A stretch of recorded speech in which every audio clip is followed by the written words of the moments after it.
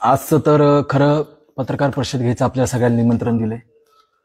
मागच्या काही दिवसापूर्वी, गेल्या 1 वर्षापूर्वी माझ्या कुटुंबावर व आमचे नातेवाईक, आमचे कर्मचारी, शिक्षण संस्थेचे आमचे सर्व काम करणारे, त्याच्यामध्ये शिक्षक लोक, आमचे बांगर कुटुंबाच्या सोबत असणारे सगळ्यांवर गुन्हे दाखल करण्यात आले.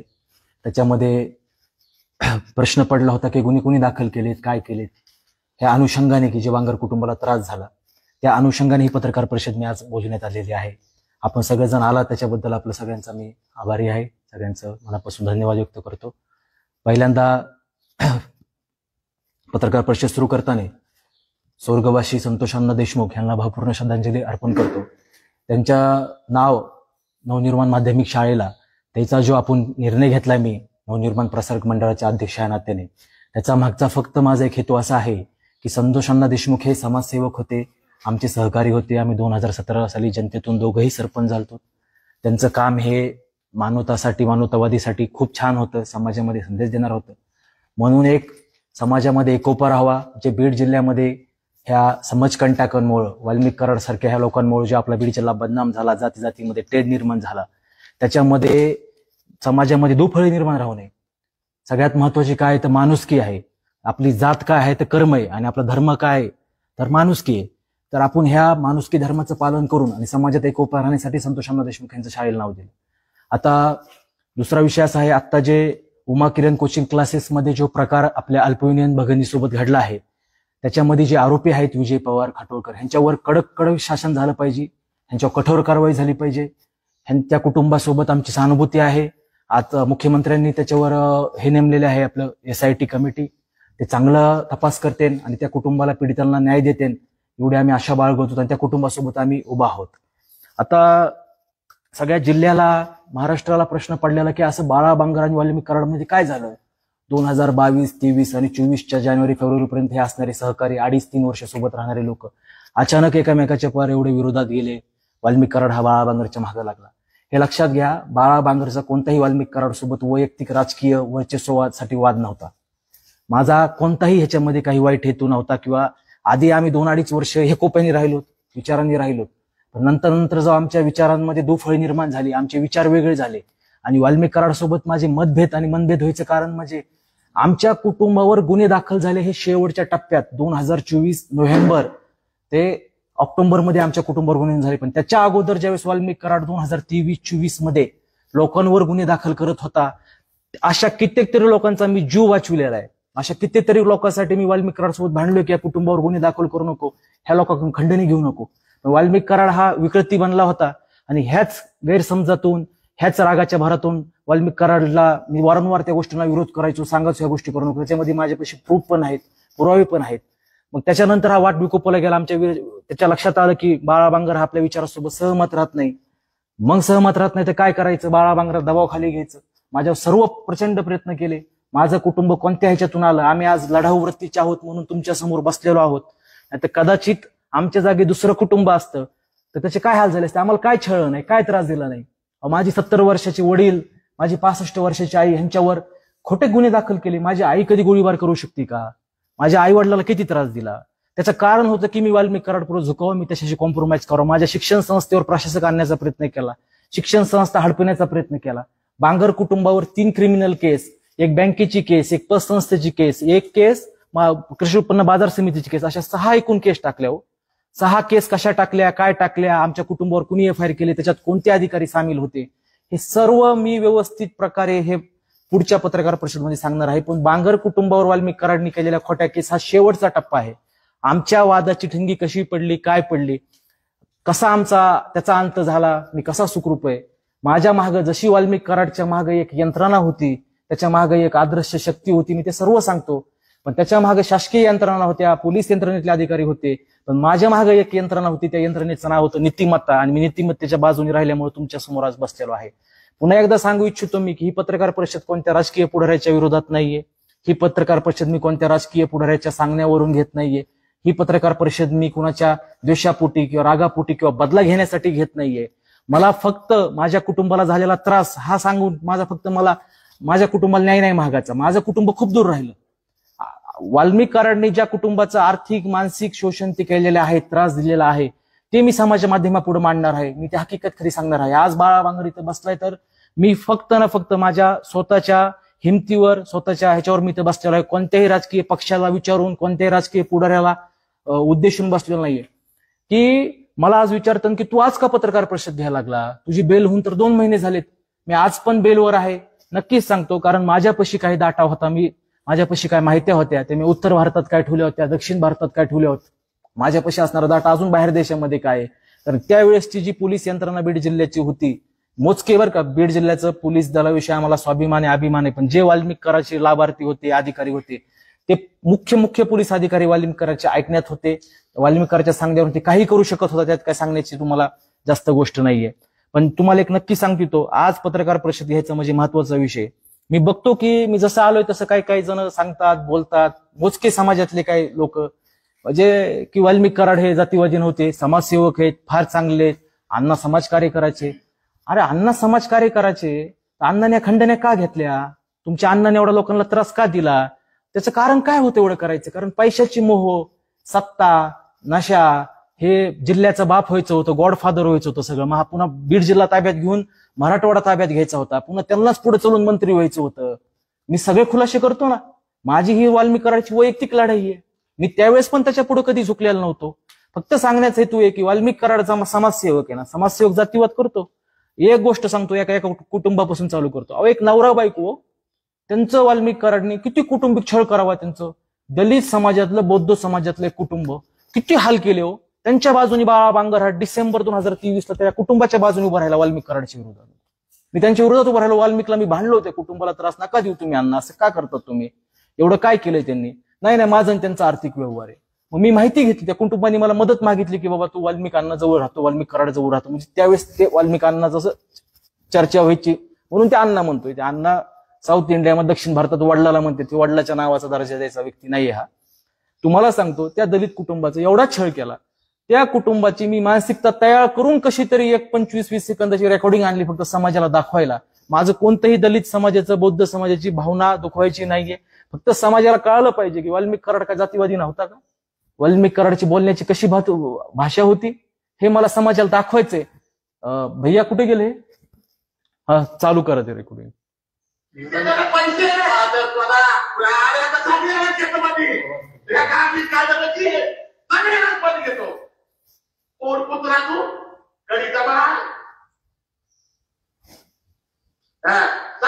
घेतो हे आलेले पैसे घेऊन गेले, पुन्हा एकदा वाजव कमी आवाज.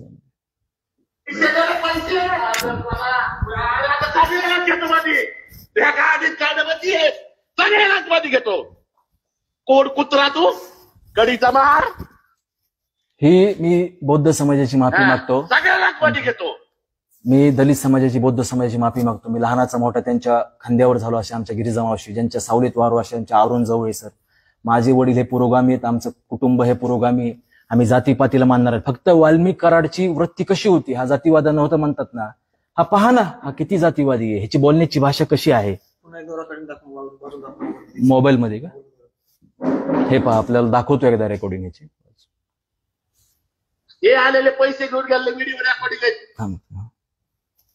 पैसे तर आता सगळ्यालाच घेतो मध्ये, कायद्यामध्ये सगळ्यालाच मध्ये घेतो. कोण कुत्रा तू, कडीचा मार. हा, सगळ्यालाच मध्ये घेतो. हे आलेले पैसे घेऊन गेले, व्हिडिओ रेकॉर्डिंग. म्हणजे हा पहिला सण एका समाजाविषयी, हे नवरा बायको येतो, ह्यांचे काय हाल केले, काय चुकलो बाळा बांगरचं.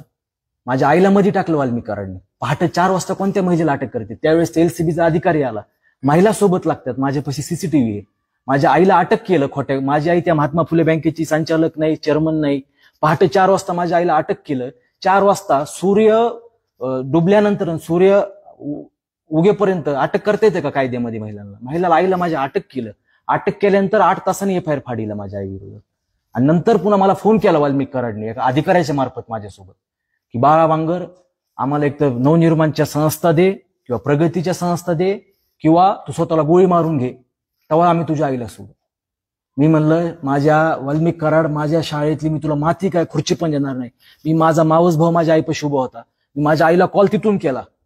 आई माझी दवाखान्यात ऍडमिट होती. आईला मी सांगितलं, आई आपली काही लढाई होईल म्हणलं, आपण जेलमध्ये राहावं आयुष्यभर, आपण आपलं म्हणलं जीव गेला तर हरकत नाही, पण ह्याच्या पुढे म्हणलं कधीच झोकायचं नाही म्हणलं. ही वृत्ती वाईट आहे म्हणलं. आपल्या संस्था म्हणलं तुमच्या, ही शिक्षण संस्था एक ट्रस्ट असते, बॉडी असते, ती आमच्या पण नाही, ती आपल्या ज्या बॉडीच्या ट्रस्टच्या संस्था आहेत, आपण दान करू म्हणलं हे कुणाला, पण वाल्मिक कराडला संस्था द्यायच्या नाहीत. हे आपल्याला त्रास देतोय. नंतर तुम्हाला सांगतो याच्या पुढे जाऊन ह्या कुटुंबाला आज मी मानसिकता तयार केली. 2 महिने झाल्या कुटुंबाच्या मी महाग आहे. काय चुकलं या कुटुंबाचं? वाल्मिक कराडनी राख्या बांधल्या ह्या दलित भगिनींना आमच्या. वाल्मिक कराडला राखी बांधली त्यांनी. वाल्मिक कराडला सांगितलं, अण्णा तुम्ही भाऊ आहेत. वाल्मिक म्हणला मी तुमचा भाऊ आहे, मी तुमच्यासाठी काही करतो. त्यांना कामं देतो टक्केवारीने म्हणून त्यांच्याकडून 50 लाख रुपये घेतले. 10 कोटीची कामं देतो 5%. आणि 50 लाख रुपये दिल्यानंतर ते कुटुंब 6 महिन्यांनी महागा लागला. आम्ही पैसे व्याजाने आणलेले वापस द्या. तर तेच 10 लाख रुपये त्यांना 50 लाखातले वापस दिले. त्याची व्हिडिओ रेकॉर्डिंग केली.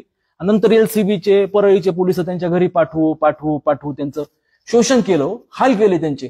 त्यांना कुटुंब पोलीस उचलून आणायचे, पण त्यांची एफआयआर नाहीये, पोलीस स्टेशन मध्ये बसवायचे. वैतागलेत लोक हो. त्यांची मानसिकता ढासळली सर्व. हे किती वाईट प्रकार आहे. अरे ठीक आहे ना, माझी आई माझे वडील आम्ही ठाम होतो, हे तिकडे ठेवायचं, आम्ही माझे आई वडील आम्ही ठाम होतो म्हणून सर्व आम्ही टिकलोत.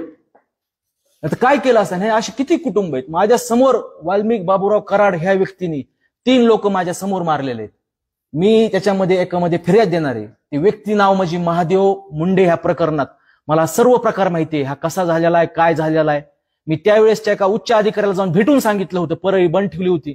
मला महादेव मुंडेच्या मित्र लोकांनी सांगितलं की आम्ही महादेव मुंडेचे मित्र आहेत, बाळा बांगर, तू कोविडमध्ये चांगलं काम केलेलं आहे, किती वाईट प्रकार घडलाय, ह्याच्यामधले आरोपी घटले पाहिजेत. मला झोप नाही लागली हो. महादेव मुंडे मारल्यानंतर सांगतो मी जनतेला सगळ्या, महादेव मुंडे पण वंजारी समाजाचेच आहेत ना, आपलेच नातेवाईक आहेत ना. रामकृष्ण बांगर पण तुमचेच नातेवाईक आहेत. सत्यमाताई बांगरला तो वाल्मिक कराड मावशी म्हणाचा.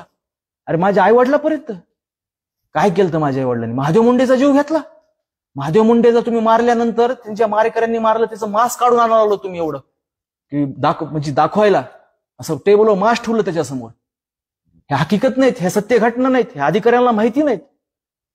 कसं अशा ठीक आहे ना, बाळा बांगरचा मार्ग चुकला, माझ्या आई वडिलांना त्रास झाला, पण बाळा बांगरला जेव्हा कळालं बाळा बांगर चुकीच्या रेल्वेमध्ये बसलाय, तर मी पहिल्या स्टेशनला उतरण्याचा निर्णय घेतला ना. पण असा उतरलो नाही एकटा पळून जायला. जे लोक त्या चुकीच्या बसमध्ये ट्रेनमध्ये अडकले त्यांना पण उतरण्याचा प्रयत्न केला ना. आज मला बरेच जण म्हणतात तू आजच बोलला. अहो माझ्यापाशी काय प्रूफ पाहिजेत ना बोलायला. पुराव्याशिवाय मी कसं बोलू? मला बोलावं लागणार आहे. आणि मला माहित नाही, मी प्रसार माध्यमांनी चांगली भूमिका घेतलेली आहे. माझं भविष्य हे मला काय त्रास होईल ते काय होईल मला त्याशी काय घेणं देणं नाही. जे होईल ते होईल. कर्म माझ्या सोबत आहेत, सर्वसामान्य जनता माझ्या सोबत आहेत. पण मी सर्व प्रकरणा म्हणजे वाल्मिक कराडने ज्या ज्या कुटुंबाला त्रास दिले, तिथं छळ केला, तिथं बाळा बांगर वैयक्तिक आवाज उठवणारे, जन आंदोलन उभा करणारे आणि न्याय मागणार आहे. मी तुम्हाला एक सांगतो, संतोष देशमुख हत्याकांड झाल्या दिवशी 9 डिसेंबरला मला दिल्ली बस स्टँड आहे, सगळ्यात मोठं दिल्लीचं मुख्य बस स्टँड आहे, त्या मुख्य बस स्टँड जवळ मी तिथे 5:30 ते 6 दरम्यान देहरादूनहून दिल्लीला आलतो मी 9 डिसेंबरला. मला इकडे काय बीड जिल्ह्याची घटना झाली माहित नव्हती, पण त्यावेळेस मीडियात पण प्रसार माध्यमामध्ये नव्हते आले. माझ्यापाशी 2 व्यक्ती आले. एक महाराष्ट्रातला व्यक्ती होता, तो थोडीफार मराठी बोलत होता, म्हणजे महाराष्ट्र मुंबई साईडचा असं मला त्याचे भाषण वाटलं. आणि एक उत्तर भारतातलीच व्यक्ती होती. त्या दोघांनी मला तिथं धरलं, काय नाही बोलले, फक्त म्हणले आपल्याला फोनवर बोलायचं एका जणाला. मी म्हणलं बोलतो द्या. मला लक्षात आलं हा वाल्मिक कराड नावाचा व्यक्ती होता मला फोनवर बोललेला. मला वाल्मिक कराडनी फोनवर बोलताना त्याच्या माझ्यासोबत एक महिला एक बोलत होती. त्याच्यासोबत ती महिला आणि वाल्मिक कराड बोलत असताना मला वाल्मिक कराड मला काय नेते युवराज काय चाललंय आपलं, ही त्याची म्हणजे ट्युनिंग सांगतोय मी, काय गुरुमीत बोलत नाही. नेते युवराज आपलं काय चाललंय, कसे आहात? मी म्हणलं तू कसा आहेस बाबा, म्हणलं किती लोक मारले आतापर्यंत, म्हणलं विचारलं त्याला, म्हणलं अजून किती लोकांना त्रास द्यायचा आहे, म्हणलं कुठं थांबणार आहेस का नाही, म्हणलं तुला संपल्याशिवाय किंवा तू माझ्याशी कॉम्प्रोमाइज केल्याशिवाय म्हणले मी थांबणार नाही नेते युवराज. म्हणले आज संध्याकाळी एक मर्डर होत आहे, म्हणले तुमचा सरपंच आहे, म्हणले सरपंच परिषद संपली. मला हसत म्हणला तुमचा सरपंच, तू सरपंचच ना, म्हणले तुमची एक सरपंच मेला आणि एक सरपंच जेलमध्ये गेला, आज तू 302 मध्ये आणि एमपीडी मध्ये जाणार. मला हे मला वाल्मिक कराड, मग वाल्मिक कराडचा हत्येत सहभाग नाही. मग संतोष अण्णा देशमुखची डेड बॉडी तर 6 नंतर संध्याकाळी सापडली. ह्यानी मला 5:30 कसं काय फोन केला? ठीक आहे, माझ्या नातेवाईकाला बोलून घेतलं 9 डिसेंबरच्या अगोदर की बाळा बांगरला मी मर्डर केसमध्ये पुचणार आहे. सगळ्या पाडदा तालुक्याला माहिती ना, तो सगळ्याला सांगत होता बाळा बांगरला मी मर्डर केसमध्ये टाकणार आहे. अरे बाळा बांगरला का मर्डर केसमध्ये टाकणार आहे? बाळा बांगरनी तू चुकीच्या मार्गाला गेलतास, तिथून निघण्याचा प्रयत्न केला, पण ज्या कुटुंबावर अन्याय झाला ते कुटुंब सोबत घेऊन निघण्याचा प्रयत्न केला. हे चुकलं बाळा बांगरचं. नीतिमत्तेसोबत राहिलो, नियतीसोबत राहिलो. वाल्मिक कराड ही व्यक्ती नाही, ही विकृती होती. आणि एक जसं फाशीवाद होता जर्मनीमध्ये 1932 मध्ये हिटलर जेव्हा राष्ट्रपती झाला जर्मनीचा, चान्सलर म्हणतात त्याला, त्याच्यानंतर 1945ला त्याची 1945ला त्याचा अंत झाला. ते 12 ते 13 वर्ष जी जर्मनी त्याच्यामध्ये होती, त्यामध्ये तुम्हाला सांगतो मी की फाशीवाद नावाचा विचारधारा आलती. तशीच महाराष्ट्र आपल्या बीड जिल्ह्यामध्ये मागच्या 2 वर्षात वाल्यावादी नावाची विचारधारा आलती. त्याचीच सत्ता, त्याचंच मंगळबर, जे वाकडं जाईल त्याला संपून टाका. अरे तो कधीच म्हणत नव्हता ना बाळा बांगरनी काय केलंय, तो सांगू का शकत नव्हतं वाल्मिक कराड. तो म्हणत आमच्या दोघांनाच माहिती काय ते. त्यांनी पत्रकार परिषद घेऊन सांगायचं ना. माझ्या वडिलावर 18 ते 19 सप्टेंबर दिवशी मार्केट कमिटीचा खोटा गुन्हा दाखल केला. माझ्या वडिलाच्या विरोधात जो ऑडिटर आणला त्याला पोलिसांनी आणलं बंदूक लावून. आता ते सांगणार नाही, ते घाबरतील. रात्री 2 वाजता पाडोदा पोलीस स्टेशन मध्ये माझ्या वडिलाच्या विरोधात गुन्हा दाखल केला. ही काय पद्धत आहे का गुन्हा दाखल करायची रात्री 2 वाजता? तो माणूस करत नव्हता, कारण हे खोटं आहे सगळं. त्याच्यामध्ये माझ्या वडिलाच्या विरोधात गुन्हा दाखल केला आणि मला दुसऱ्या महिलांच्या मार्फत दिला, तुझ्यावर पण बलात्काराची केस होणार आहे दाखल म्हणून. मग मला मुंबईला माझ्या नातेवाईकांनी मला सांगितलं, तू एकदा त्याशी चर्चा कर, नेमकं विषय काय. मी म्हणलं आता मला त्याला माहिती आहे काय विषय आहे, काय करायची चर्चा करायची गरज नाही, ह्याच्यापाशी झुकायचं नाही. मी मुंबईला गेलो वाल्मिक कराडला भेटायला. एका 5 स्टार पंचतारिका हॉटेलमध्ये वाल्मिक कराड माझी भेट झाली. मला पहाटे त्यांनी बोलून घेतलं तिथं. पहाटे झाले, ते झोपलेला होतो वाल्मिक कराड. त्याच्यानंतर आम्ही दुपारी 1च्या-1:30च्या दरम्यान बोललो. 1च्या-1:30च्या दरम्यान आमची भेट झाली. आम्ही बसल्यानंतर तिथे एक महिला होती बघा बरं का, वाल्मिक कराड सोबत एका बिना लग्नाची तिथं महिला बसलेली. ते मला या नेते युवराज बसा म्हणले, काका बसा म्हणले. मला घरी टोपण नाव बाळू काका येतं. काका बसा म्हणले. तुम्ही बसलो, चहा पाणी केलं, काय नाही. मला म्हणले मी काय, माझं काय नाही म्हणले. ह्या मॅडम बोलताय, ते लेडीज होती एक. म्हणले बोला भगिनी त्यांना. तर भगिनी म्हणला, आधी गळ्यात हात टाकून बसले, तर पुन्हा भगिनी बोला. भगिनी बोला म्हणला तर त्या भगिनी सांगितलं, एक तू वाल्मिक कराडशी जुळून घे, वाल्मिकांना सोबत राहा, वाल्मिकांना तुला सर्व देते, सर्व काय करते, ते तुला मुलगा मानतात, मुलासारखा जीव मानतात. दुसरं, एक तर शिक्षण संस्था देऊन टाक. तिसरं, नाही तर मी तुझ्यावर रेपची केस दाखल करणार आहे. 30 सप्टेंबरच्या तुझ्यावर रेपची, 10 ऑक्टोबरच्या रेपची केस तुझ्यावर दाखल होणार नाही. तुला 30 सप्टेंबर पर्यंत वेळ आहे म्हणजे सांगायचं. आणि चौथं म्हणले काहीच करता येत नसेल तर स्वतःला गोळी झाड म्हणले. आणि मला एक रिव्हॉल्वर दिली, गन, स्वतःला झाड म्हणले. मी तिथंच ऐकून घेतलं, सर्व ऐकून घेतलं, उभा राहिलो. मी मला 10 ऑक्टोबर कशाला आणि 30 सप्टेंबर पर्यंत काय विचार करायचा आहे. 10 ऑक्टोबरच्या म्हणून तुम्हाला आज सांगतो ना. मी वेळ मारून येऊ शकत होतो, पण ह्यांच्या विरोधात विद्रोहच केला. म्हणून मी आज सांगतो म्हटलं की बाळा बांगर तुमच्यासोबत येणार पण नाही, वाल्मिक कराडशी कॉम्प्रोमाइज करणार नाही, शाळा द्यायचा तर विषयच येत नाही म्हटलं. त्या गोरगरिबामध्ये लेकरं शिकतात, पुढे जातात. शाळा ह्या ट्रस्टच्या आहेत, सरकारच्या आहेत. आम्ही फक्त त्याच्यामध्ये ट्रस्टी आहोत. त्याच्यानंतर विषय राहिला तू माझ्या बलात्कार केस करायची, याच्यात काही सत्य नाही, तुम्हाला जे वाटते ते करा. चौथं मला सांगितलं आत्महत्या करायचं. मला मी आत्महत्या करण्यापैकी नाहीये, मी आत्महत्या करणार पण नाही. आता बरेच जण म्हणते बैठक नव्हती झाली, हे बैठकचं काय खोटं होतं, हे माझ्यापाशी टास्क ठेवले आणि तिथं मी नकार देऊन आलो बरं का. तिथून नकार देऊन आल्यानंतर मी 2 ऑक्टोबरला गांधी जयंती दिवशी बीडमध्ये प्रेस कॉन्फरन्स घेणार होतो. तर 30 सप्टेंबरला माझ्या वाल्मिक कराडने त्यांनी गुन्हे दाखल केले.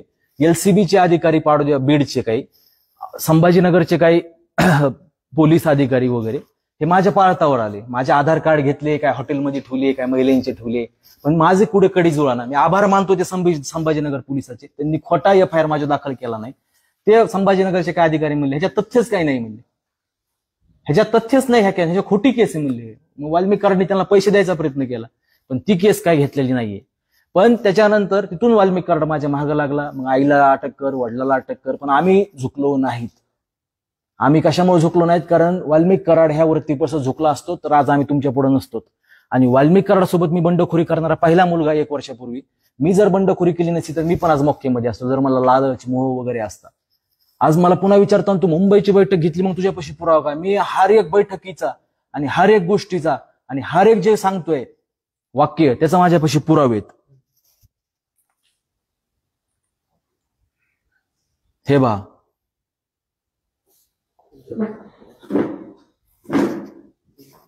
हा फोटो आहे, ती महिला बसलेली बघा, वाल्मिक कराड, समाजसेवक, अण्णा, भगिनी.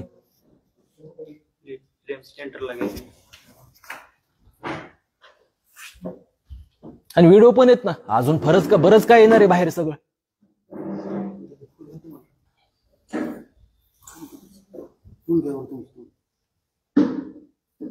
नाही आपल्याला देतो पुन्हा फार लोकांकडे रेकॉर्डिंग आहे, फार लोकांना त्रास दिलेला आहे वाल्मिक कराडने. वाल्मिक कराड कोणत्या पक्षाचा नव्हता, काही नव्हता, तो कुणाचाच नव्हता त्या जीवनामध्ये. तो त्याच्या स्वतःचा आणि त्याच्या स्वार्थ. मला सगळं माहिती वाल्मिक कराडच्या प्रॉपर्ट्या कुठे आहेत, त्याचे किती लग्न झालेले आहेत, त्याचे कोणत्या महिलाशी संबंध आहेत, त्याच्या कोणत्या मेहुण्याच्या कुठं प्रॉपर्ट्या आहेत. अजून मी SP साहेबाला, आयुक्ताला कुणावर मोक्का लावायचे, MPDA काय आहेत, वाल्मिक कराडसाठी कोण वसुल्या करते सांगणार आहे ना. माझ्या माझ्या आईला मारण्याचा प्रयत्न केला. मी त्या अशोक थोरातांचे आभार मानतो, आपले CS साहेब. माझ्या आईला त्या दिवशी मारणार होते आंबा चौकाला नेऊन. सत्यमावताई सारखी, बांगर सारखी महिला जी हबप आहे, समाजसेविका आहेत. माझ्या वडिलाशी 40 वर्ष पाठीला पाठी लावणे, माझ्या आई खांद्याला खांदा लावणे, माझ्या आईला बोट नाहीये, ऍक्सिडेंट झालेला आहे, दिव्यांग आहे माझी आई. काय माझ्या आईला मारण्याचा प्लॅन केला? ते थोरात साहेब नसते त्या दिवशी तर माझ्या आईची किती ह्यांनी भयंकर अवस्था केली ती. मी तर बाहेर होतो, मी इकडे यावं तर माझ्या पायावर गोळी मारणार होते, एन्काउंटर करणार होते. काय केलं तर बाळा बांगरने असं? ह्या मुली ह्यांच्या आई वडिलांना मी सांगितलं, भावांना सांगितलं, अशा किती वाल्मिक कराडच्या कॉन्टॅक्ट मध्ये नाही नाही नाही, ते अण्णाचे आमचे वैयक्तिक संबंध आहेत. आता कसे वैयक्तिक संबंध आहेत मी सगळे बाहेर काढतो ना. असं नसतं तुम्ही एखाद्याला संपवला जाता वारंवार, एखाद्याला असं संपत नसतो व्यक्ती. मला फक्त एवढंच सांगायचं ह्याच्यामधून की हे जे काय सगळं घडलं आमच्या कुटुंबासोबत, मी ह्याच्यावर पत्रकार परिषद घेणार आहे, ह्याच्यावर मुद्दा मांडणार आहे. मी मुख्यमंत्री महोदय, उपमुख्यमंत्री महोदय, दोन्ही उपमुख्यमंत्री महोदय, जिल्ह्याचे पालकमंत्री ह्यांना सर्व प्रकार सांगणार आहे. तुम्ही मला एक सांगा, वाल्मिक कराड हा बीड जिल्ह्यामध्ये कुणाच्या जीवावर यंत्रणा चालत होता? राजकीय पुढाऱ्यांच्या, प्रशासनाच्या जीवावर बीड जिल्ह्यामध्ये मागच्या 2-3 वर्षामध्ये. वाल्मिक कराडपाशी महाराष्ट्रातून कोणती व्यक्ती गेली? चंद्रपूर पासून तर कोल्हापूर पासून इकडे नंदुरबार ते पार मुंबईपर्यंत 36 जिल्ह्यातली आणि 8 महानगरातली व्यक्ती गेली तरी वाल्मिक कराड त्या व्यक्तीचं काम करून द्यायचं, कसं का असं ना, मग वाईट असू, कसं बरं असू, काय असू, ते पुढचा अधिकारी ऐकायचा. ती यंत्रणा बीड जिल्ह्याच्या बाहेरची एवढी मोठी यंत्रणा वाल्मिक कराड कोणाच्या जीवावर चालत होता ते मला माहिती आहे. आणि पुढच्या पत्रकार परिषदमध्ये त्याचा उल्लेख करतो, त्याचा सांगतो. आणि माझ्यापाशी हे पण मुंबईला बसलेली सगळी 32 मिनिटाची शूटिंग आहे माझ्यापाशी. तुम्ही म्हणतात मी कास्टिंग ऑपरेशन करणारा माणूस नाही काय, मला त्यावेळेस पत्रकार परिषदमध्ये सांगायचं होतं. त्यावेळेस जर बीडचे पोलीस अधिकारी कायद्याकून, न्यायव्यवस्थेकून आणि न्यायाच्या बाजूने उभं राहतात अन्यायाच्या विरोधात, तर आज संतोष अण्णा देशमुख जिवंत असते आपल्यामध्ये, जर माझी 1-2 ऑक्टोबरची पत्रकार परिषद झाली असती तर. काय झालं? आज वाल्मिक कराड आतमध्ये गेला, जिल्हा बदनाम झाला, माणसात माणूस राहिना. म्हणून आम्ही सगळे प्रयत्न करतो. आणि माझी सगळ्याला हात जोडून विनंती, मी कोणत्या राजकीय पुढाऱ्याच्या विरोधात बोलण्यासाठी, कोणत्या राजकीय पुढाऱ्याचं ऐकून किंवा कुणाला तरी त्रास देण्यासाठी किंवा मला पब्लिसिटी देण्यासाठी मी केलेलं नाहीये. लढा उभारण्यासाठी मी केलेला आहे. माझं कुटुंब ठीक आहे, माझं कुटुंब ठेवू बाजूला. असे कितीतरी गरीब कुटुंब आहेत, चांगले कुटुंब आहेत, त्यांना वाल्मिक कराडने भयंकर त्रास दिला आणि मी सर्व बाहेर काढणारे, सांगणारे. त्याच्याबद्दल मला तुमचं सहकार्य लागेल, सर्वसामान्य जनतेचं पण सहकार्य लागेल. आणि मी जे एक काय गोष्ट बोललोय, हे मानू एवढं मोठे गंभीर प्रकरण मागच्या वेळेस घडले आहेत, झालेत, चालू आहेत, हे बिना पुराव्याचे मी बोलणार नाही बरं का. मी पुराव्यासहित बोलतोय. आता मी हे तुम्हाला एका महिलेसोबतचा त्याला फोटो दाखविलाय, ते व्हिडिओ पण माझ्याकडे. माझं नाव किती महिलेशी जोडलं, किती माझ्या विरुद्ध ट्रॅप केले. बाळा बांगरचं 2रं लग्न झालं, 3रं झालं, कुणाचे किती लग्न झालेले आहेत मी ते सगळं सांगतो. बाळा बांगर कसा आहे, काय आहे, ते तर सगळं माझं, जसा मी आतून आहे तसाच बाहेरून आहे. माझ्या घरापर्यंत लोक आतमध्ये येतात. मी हा सर्व प्रकार जो आहे तो उघडकीस आणणार आहे. मी जन आंदोलन उभारणार आहे, मी रस्त्यावर उतरणार आहे. मला फार 1 महिन्यापासून ही पत्रकार परिषद घेण्यासाठी मी तळमळ करत होतो. आपल्याला दोनदा आपली पत्रकार परिषद रद्द झाली कारण पुराव्यामुळे. आपल्याला ही वाल्मिक कराडची वाल्यावादी विचारसरणीची दहशत आहे ती कमी करायची, ज्या पीडित कुटुंबावरची, ते सगळे पीडित कुटुंब आपल्याला बाहेर आणायचे आहेत. आणि जे अजून वाल्यावादी विचारसरणीचे, वाल्मिकचे विचारसरणीचे लोक, फाशीवादी विचारसरणीचे लोक फासिझमचे बाहेर फिरतात, ह्या लोकांना पण आतमध्ये टाकलं पाहिजे. हे आमच्यापाशी सर्व पुरावे आहेत, त्यांनी कसे कृत्य केलेत, काय केलेत. बाकी तुम्ही मुख्यमंत्र्यांना भेटणार आहात, कधीपर्यंत तुम्ही भेटणार आहेत आणि पुरावे हे सगळे त्यांच्याकडे देणार आहात?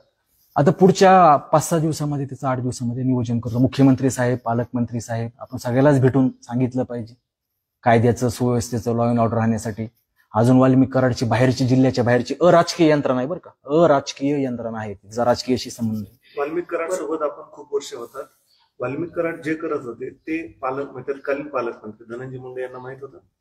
नाही, बऱ्यापैकी माहित नव्हतं काय गोष्टी. कारण वाल्मिक कराड हा त्याच्या स्वतःच्या ह्याच्यामध्येच राहायचा तो. आता तुम्ही काढलाच त्या तत्कालीन पालकमंत्र्याचा विषय, तर तत्कालीन पालकमंत्र्याचे पीए होते प्रशांत जोशी म्हणून. प्रशांत जोशींनी ज्यावेळेस तत्कालीन पालकमंत्र्यांनी कृषी मंत्री पदा शपथ घेतली आणि त्यांचे पीए आपल्याला माहिती प्रशांत जोशी सर, ते फोटो काढत होते प्रशांत जोशी सर, आणि त्यांनी वाल्मिक कराडचे फोन नाही उचलले आणि वाल्मिक कराडला प्रशांत जोशी हा व्यक्ती कधी चलत नव्हते.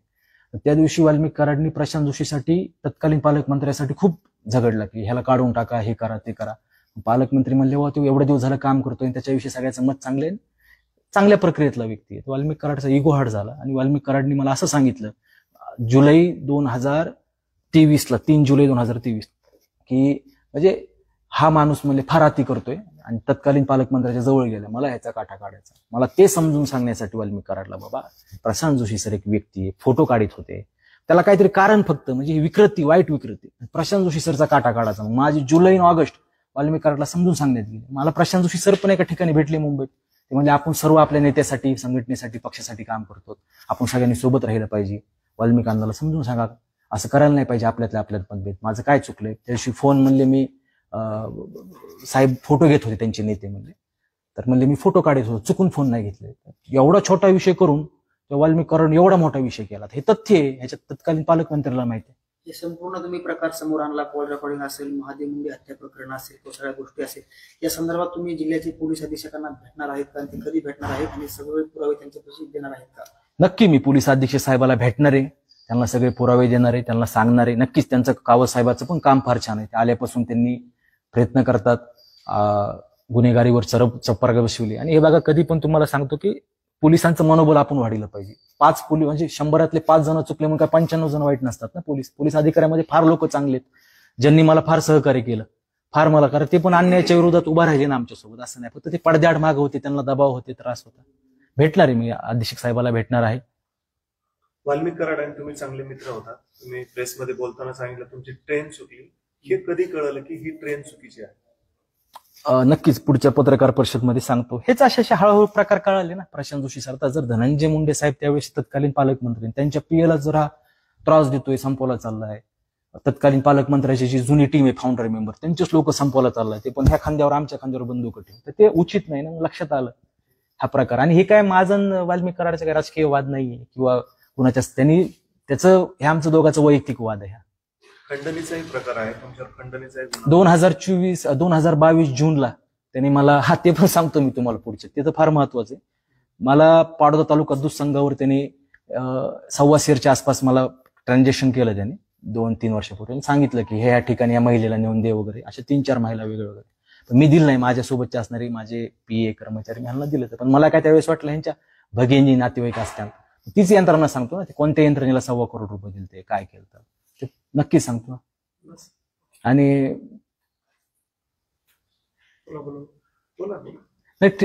जे मला आता मी पत्रकार परिषद घेतली, सुरक्षा मला नका देऊ. मी एवढंच पोलीस अधीक्षकाला एक विनंती करणार आहे, पोलीस यंत्रणा, मला काय सुरक्षा नको. बाळा बांगर ज्या दिवशी मरण ना, माझ्या ठेंबातून क्रांती घडणं, त्या क्रांतीतून 1,000 एका ठेंबातून 1,000 पोरं रस्त्यावर उतरतील.